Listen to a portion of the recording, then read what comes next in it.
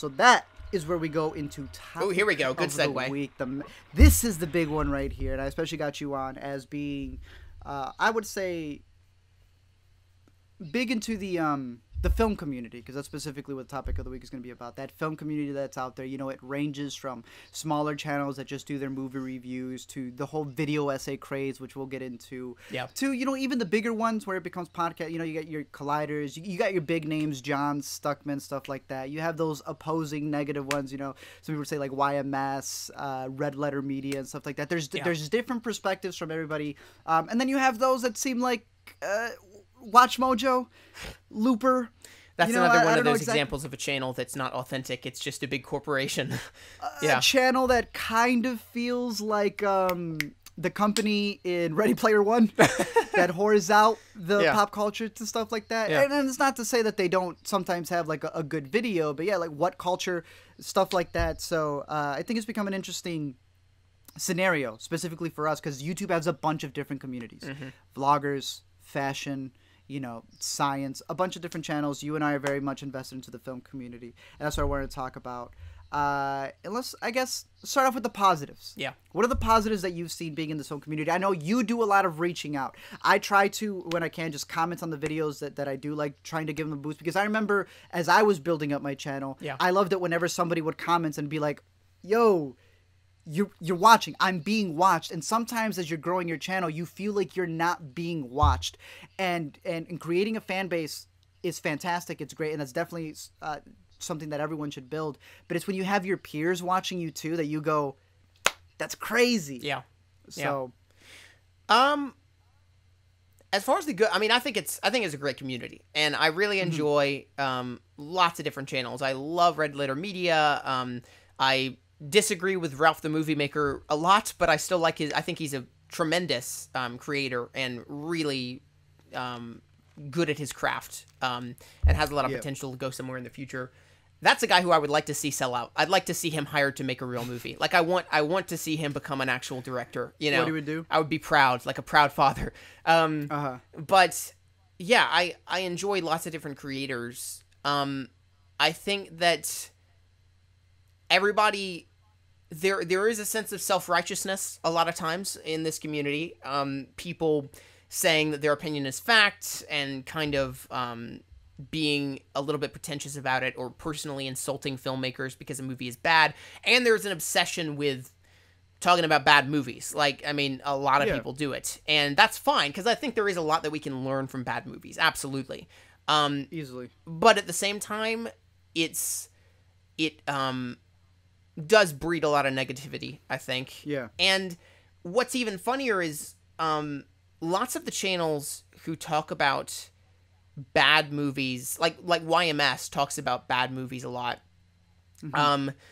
And you would think that watching all these terrible, like 1-star movies that were like VHS like releases and everything would give him more of an appreciation for the normal movies. Like even Suicide Squad is nowhere near as bad as Cool Cat Saves the Kids. You know, like, I mean, it's still trash, but right, yeah, I get what you're saying. Right. It's still a competently made, for the most part, film in comparison. And so you would think that, like, watching all these terrible movies would then give you an appreciation, even for the lower quality normal ones. But it seems, for some, to do almost the opposite, where, like, then it just makes you see the flaws in everything. And, like, just nothing but negativity. So I like this community when it's not self-righteous. I think people like Movies with Mikey do a great job of that. I think, trying to think who else are some of my favorites. You know, I think I do a good, no. I think you do a good job of that. You're very unpretentious with your views. And so I enjoy this community when people aren't trying to present what they're saying as, if you disagree with me, then, you know, you're an idiot or you're a mindless sheep or something like that. I think there's an interesting spectrum of, like you said, the channels that seem to really talk about the negative stuff, then the ones that want to get really positive ones. And then you had even said when a channel tries to be objective, it usually doesn't go anywhere because people want there to be that personality. That's one thing that I've learned over the years. I remember just like being in front of the camera and not realizing that I'm taking that nerd writer pill, right? Taking that nerd writer pill, maybe that YMS pill, whatever it is, and you're trying to be somebody else. And it's very interesting to see those creators who you looked up to talk about the same thing. It's about finding your voice. And it was about a certain point when you realize, right, like the channels that the videos that you're making sound nothing like you do when you actually come out of the theater. And I think that's that authentic voice that people need to find, because it's a little weird when you're in front of the camera. I don't like talking when it's just me. I like this right here. I like having a conversation. Exactly. And I was trying to figure out, how do I have that conversation when it's just me and the camera? And even what we're doing right now isn't 100% authentic, because you and I are both putting on a little bit of an act for the camera. Right? I hate you. Right. We're doing this right now. Right. I get you. Yeah, exactly. When you have a camera and you know that people are going to be watching, you're like watching more what you say. You're not being as free. Right. I forget what the term, there is a term for it, like, when you're on camera and stuff. So that really is my goal as far as YouTube, is to create an environment, at least on my channel, where people talk about movies the same way that they talk about them with your friends. When you see, as long as you're a normal person, when you go to school or you go to work or whatever, and you say, "What'd you think of the new Star Wars?" They're like, "I didn't like it," and you're like, "Oh, I liked it," and then you kind of have. You don't slap them in the face. You don't do like what you were doing. Like, I'm gonna kill you. Drink bleach. Whatever. You know, like, people don't in real life. Real life is not like the internet, and I prefer real life to the internet, because people are a lot more respectful. And when you're talking to someone face to face, you suddenly realize that they are a person like you, and the relationship is so much more valuable than the disagreeing about films. You know, I've had that when I go to a screening and someone will like recognize me, and I'd be like, "Bro, you used to talk a lot of smack online." And they're like, "Oh man, I watch your videos. Yo, it's really cool." I was like, "Yeah," and we'll just talk about movies. In the back of my mind, I was like, "Are you so and so Mikey 456219 who's like telling me to go kill myself and drink bleach?" I think it's an interesting perspective. I try to watch as many different perspectives, even if I disagree with them. I think that's good. Like you said, it's that same logic of you watch bad movies, and it makes you appreciate good movies. Yeah, it should, at least. It should. Yeah. I'm okay with listening to differing opinions. And we were saying this earlier in the podcast. What I care most about isn't so much your verdict, it's your why. I want to know why you gave it that. Even if I disagree with you, I'm like, okay, you're passionate about that. I can see your background to that. I can see the points that you're bringing up, right? I used to watch a bunch of YMS videos. I want to say growing up, but like, you know, like in 2012, 2013. Yeah. And it gave me an appreciation for what to look out for. I was in a bunch of editing classes. I was like, yo, I see that as well. But you're right. There is a certain point where you're like, and I used to watch this stuff, and I like his perspective. Do I sometimes think it's nitpicky? Sure. But I think it's tone is everything. And even with him, that's just his persona.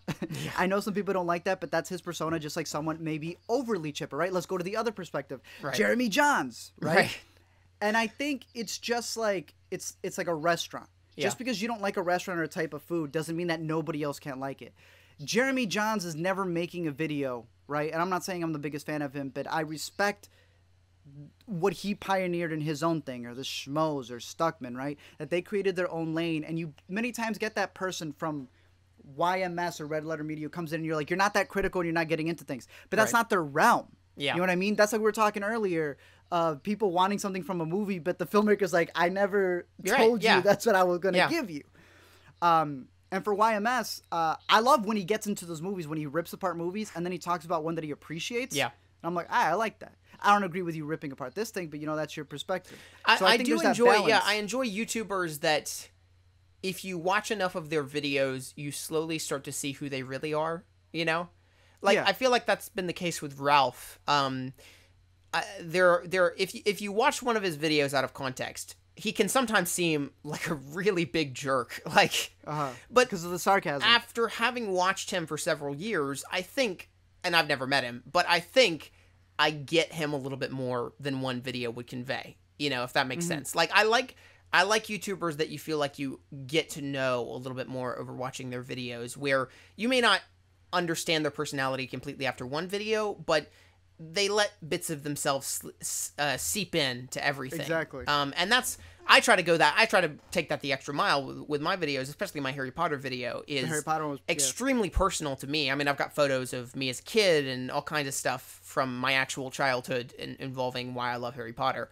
And I like YouTubers that are fully personal that way. That's why one of the reasons that I like Chris Stuckman.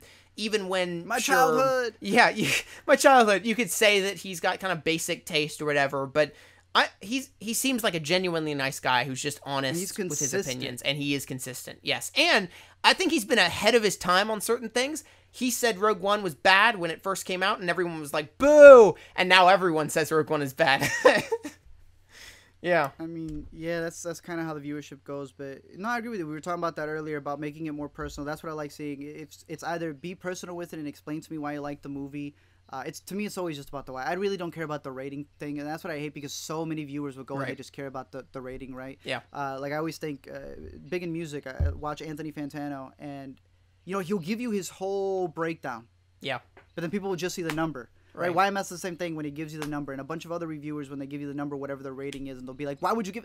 Bruh, it's a 7-minute video. He told you in the first 6 minutes, right? Right. Mr. Sunday Movies does the whole, and I give this movie everything I said in this video out of 10, which I love. That's the best way to do it. Yeah, I mean, you worked on a video, and I'm always curious to hear the thoughts on it, which brings me to that. If you're on that perspective, like you mentioned, movies with Mikey, I've recently been getting into him. People had tagged me about his animation one, so that's definitely a video I want to work on. I don't know if you saw his animation video about what animation really taught him. But yeah, that perspective of what can you learn from a movie, be it good or bad. What can you appreciate from it? But there are those people. We were talking about the film craze, the film essay craze in general. Yeah. I'm not saying this to call anybody out. I'm saying this as someone who's done it as well, as I was talking about earlier. You take that nerd writer pill and all of a sudden, everything in this film is fantastic. And it's that point where it's not just that it's not objective. It's like you're coming off as such a pretentious Every douche. great film needs bushes to be. Yeah, you made that Bushes video of being a parody of it. When it stops becoming more about you loving that movie or whatever your thoughts were of it and actually like showing a passion for the culture of movies, but more about what you care about is me and look what I gave into this. Look how I defined it. Right. I've always felt like, and again, as I'm sure you do as well, a lot of us who make these videos are trying to garner up an audience because we want to be the ones who get critiqued on our own work later on when we make our own films and such, right? That's the way I've always seen it. But sometimes we make these videos kind of not so much for the love of movies, but for the love of ourselves and trying to brush our own egos. I can definitely say that I've made videos like that where you come out and you're not even saying anything, man. Right. And you don't care to listen to anybody else's perspective because only your perspective is right. You don't know how to take criticism. There's a difference between criticism and trolls. Right. But like you just want to make something because you want it to be super profound. Well, yeah, I mean, there are a variety of different approaches people take to simply make themselves seem smarter than everyone else. You've got lots of videos that are the sort of immature, this is why this thing actually sucks video. There's a 5-hour review of The Last Jedi where he breaks down why it actually sucks, and which is fine if he agrees with that, right? So, yeah, but it all has the air of I'm right, you're wrong. I'm making this video to prove why I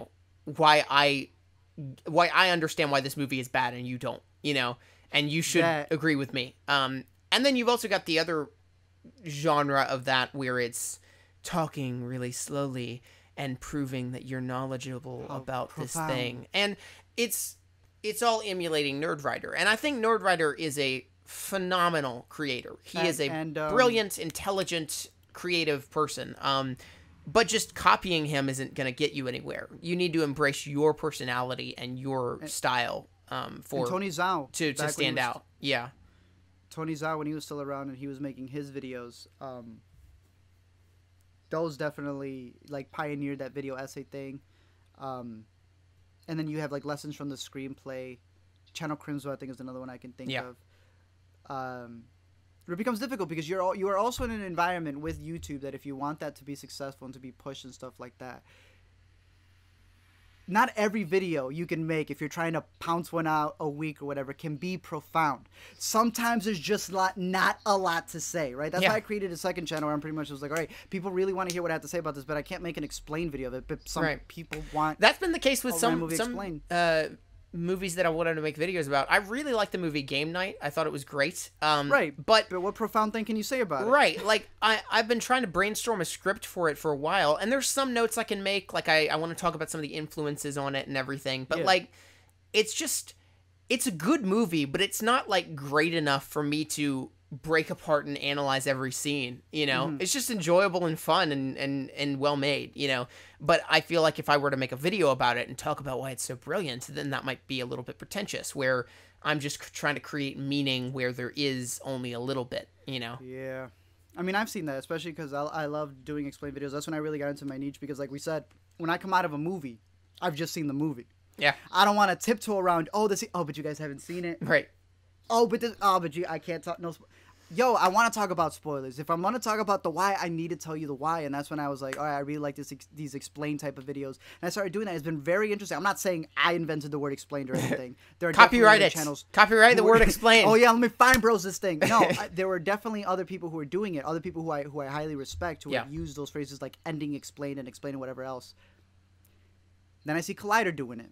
And then I see Looper doing it, and I'm like, but like we have a timeline, right? We have these things called on every video dates, right? And this is I only speak from because that's the terminology I've used, but there's definitely other ones. Wisecrack loves the philosophy of, right? That is their thing. Not that nobody else can use it, but it's very interesting when you see somebody else imitating the thumbnail and imitating other stuff. Yeah, dealing with that. When I see other people doing what Jenny Nicholson, she had that one that series that she did. And I don't think she's done it in a bit, the pitch meeting thing. Oh, yeah. Then you see Screen Rant start doing it. Oh, like, yeah. But this thing was on trending Screen Rant. Yeah, it's ridiculous. That type of thing, I was like, come on now, you know? Because it then starts taking from other people. And again, I did not invent the explain thing. And everyone, I love seeing different explanations for things. Because to me, it's never really much of, this is my explanation. It's, so I've listened to hours of the director. Let me, you're not going to sit and do that, so I did it for you, and here's my spin on it, my interpretation. I'm explaining my thoughts. Right. And Jenny Nicholson is an example of a YouTuber, one of my favorites. I can't believe I haven't mentioned her thus far, because, like, she's funny, she's got a sense of humor about it all, she realizes that this is all really dumb. That's the mark, I think, of a great film YouTuber as well, is not taking themselves too seriously, Even 2001: A Space Odyssey is just a movie, and you can make jokes about it. How dare you? Just because you love 13 Reasons Why doesn't mean they have to put down real cinema, okay? Right. You see 13 Reasons Why thing? Oh, yeah, I saw that, yeah. I agree with you. Yeah, it's not taking yourself too seriously. Right. Yeah. Being able to accept the memes when you get memed or get called out or whatever, just going with the flow, because it's, at the end of the day, you're able to make a video like this right now that some people are watching online and just talk about it. Yeah. Yeah, so. And then... we have talked about the whole wanting to keep things more personal and not force objectivity. I think there is room for objectivity. No film will ever be able to be judged completely objectively, but it is healthy for people to, especially when it comes to just filmmaking technique, break down why something is good or bad, from the editing to the writing to the acting. And those are great things. Acting's a little bit more subjective, but editing, writing are two very, they lean towards objectivity, I think, as well as several other things, technical things. And it can be healthy to talk about those things, but to understand it. It's also important to maintain the idea that, I'm talking about the objectivity of this, but there's still some subjectivity involved, and I'm not telling you not to like it, Like, I like a lot of bad movies. I really like The Amazing Spider-Man 2. That movie is garbage. It's terrible. Like, from a technical standpoint, from a writing standpoint, it's awful. But I really like it, And I think it's important for people to realize that distinction. There's a difference between liking a movie and saying that it's good, Yeah. So... That's a great point. Do you have any channels you could recommend off the top of your head that you'd appreciate? Be it, just ones that you appreciate. Be in them positive or negative ones that you want to give a shout out to. I mean, I've mentioned a couple. Let's see, Jenny Nicholson, Red Letter Media, Ralph the Movie Maker are some of my favorites. Those are all kind of the cynical, that breed of YouTuber. But then I also love Movies with Mikey. Patrick H. Willems is one of my favorites as of late. He's had a whole kind of rebranding thing going on, and really, he's killing it. Like, just killing it. He's doing well. And he appeared in my Marvel Analyzed review, and he's a very intelligent guy. Lots of great production value. Then there's who else? Patrick H. Willems is good. Do you have any you'd recommend? I'm going to look at my phone and see what I'm subscribed to. I got through some. I want to give a shout to some of the smaller ones that I really appreciate. Brockren is one that I've been really getting into a bit. He makes some really dope videos. I just watched his Have you seen him? What was it? I watched his Last Jedi video the other day. He's really good. Yeah. He's making some really dope stuff. Yeah. Cinema Tyler, if you want some really good concrete. I've known this guy for a while. I was thinking about him as far as objectivity. He's got lots of good just educational stuff. Exactly. Yeah. Cinema Tyler's really dope. I always give a shout out to Double Toasted. They were one of the ones who really I've been listening to them since the Spill days, and for me, the way they talk about movies is like friends, and that's definitely something that I've always wanted to just emulate. But there's a bunch out there. The ones that you mentioned as well, I definitely co-sign. But I've got a few. It's just always been about. Go ahead. Yeah. Brown Table is one of my friends. Hey, yeah, that guy's dope. He's been doing really well recently. He just hit 50,000. And he's got some good video essays, good kind of sarcastic content as well. Say Goodnight Kevin is a friend of both of ours. He's great. The boy Kevin, yeah, he's dope. Yeah, good movie night videos as of late. Karsten Runquist is a good friend of mine. And he started out doing video essays that were very Nerdwriter-esque. And I think he realized that. And as of late, he's continued doing video essays, but his voice has evolved to the point where it's educational and smart and well made, but it's also got like an edge of sarcasm and humor to it. And it's evolved from something that initially was kind of by the books, still good, but by the books, to something that's very unique and has its own voice, which is what I've really enjoyed. And then also, a good friend of mine is Taylor J. Williams. He and I have been trying to do a collaboration for several months now. We actually recorded a discussion about video essays, similar to what you and I are talking about now, about 2 months ago or so, but then didn't get it uploaded, and now our discussion's kind of out of date. It was very of its time. So we're trying to do some new stuff. But anyway, he's a good one. He doesn't post super frequently, but he's got a lot of good breakdowns of different movies and stuff. And is, again, someone who's very personal with his reviews. Last one I thought of is, and I think he's got like 200,000 subscribers, but is Royal Ocean Film Society. Have you watched them? Okay. I've heard of them. I see them always come up with the discussion when people like talking about it. Yeah, he's wonderful. He's a person who started out doing very every frame and painting-esque videos, but now has evolved to someone who's like more intimate and personal than I've seen on YouTube in a long time. Like, he's really, really good and almost often moving and emotional with his videos. So yeah, I'd totally recommend them. Dope. I mean, yeah. And there's a bunch of other channels. If you guys have any recommendations off of this video, definitely let us know down below in the comments section. Yeah. People who you may want to see on the podcast coming up next as well. Yeah. But yeah, I think the beauty of the film community, whether you're a small channel, whether you're big, whether you're not even making YouTube videos at all, is that before I was making them, I just loved seeing people talk about movies. Yeah. To me, the YouTube film community has always been, blockbusters don't exist anymore. You ain't got that guy who's got the hookups who lets you know, yo, this is the movie that's really good. Go watch that. Yeah. That's become us. Yeah. We are that's blockbuster true. dude who gives you the recommendations. Well, and much of my kind of YouTube stuff has been about, like, this market is saturated so much at this point where if I didn't exist, it'd probably be about the same. Somebody else. You know? Yeah. Exactly. Like, it would be filled. But I think you should still be trying to fill a gap in the market and to do something that's new and unique and that no one else is doing. And that people believe, especially when it comes to like Patreon and stuff, believe like, man, if this channel weren't around, we would be lacking something, you know? 100%. And it's sometimes hard to find exactly what that is, but I think it's always something to pursue, even if you never quite reach it, you know? So, yeah. Agreed. Yeah. So to wrap that up, to me, you know, it's a film community, and if you're making a video, right? If you got that personality, if you got something to say, I think that's the biggest point. That doesn't matter what you're covering, whether you love it or you hate it, just add to the discussion of the movie. Yeah.